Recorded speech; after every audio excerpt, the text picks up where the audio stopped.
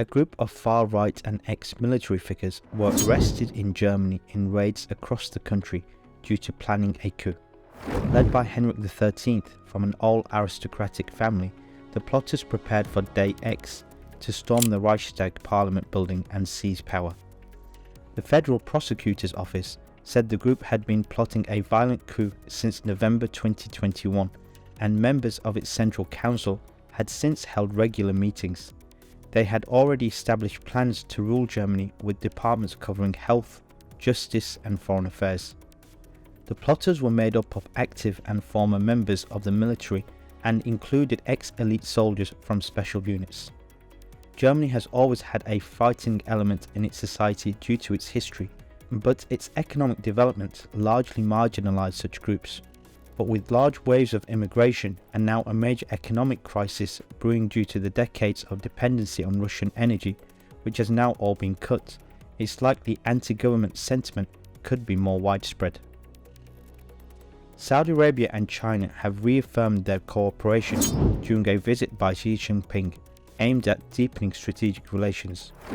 Chinese President Xi Jinping and Saudi King Salman signed a series of strategic deals, including one involving Chinese tech giant Huawei, during the official state visit. China looks forward to working with Saudi Arabia and Arab states to turn the two summits into milestone events in the history of China-Arab relations and China-GCC relations, and bring these relations to new heights, the foreign ministry cited Xi as saying. Xi's visit comes in the context of tensions with the US over Taiwan, and with significant tensions between Saudi's de facto leader Mohammed bin Salman and President Joe Biden. Many international media outlets saw Xi's visits as a signal and display of strength to the US and Saudi Arabia moving away from the US to China. In total, the two sides signed 46 agreements and memorandums of understanding covering different fields during Xi's visits, his first to the region since 2016. Despite tensions with the US, Saudi Arabia has a deep and broad relationship with the US which is decades old. China largely has a commercial relationship with Saudi Arabia around oil, and it remains to be seen if their relations can go beyond this, and if China can even replace the US with Saudi Arabia and the broader Middle East region. Iran has announced the first execution of a protester convicted over the recent anti-government unrest. Mohsen Shekari was hanged on Thursday, 8th of December, after being found guilty by a revolutionary court of enmity against God. He was accused of being a rioter who blocked a main road in Tehran in September and wounded a member of parliamentary force with a machete.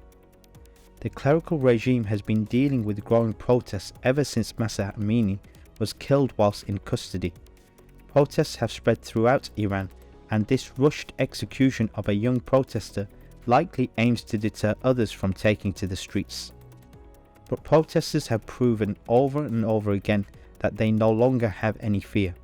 The funeral of each one killed by security forces has turned into anti-government demonstration.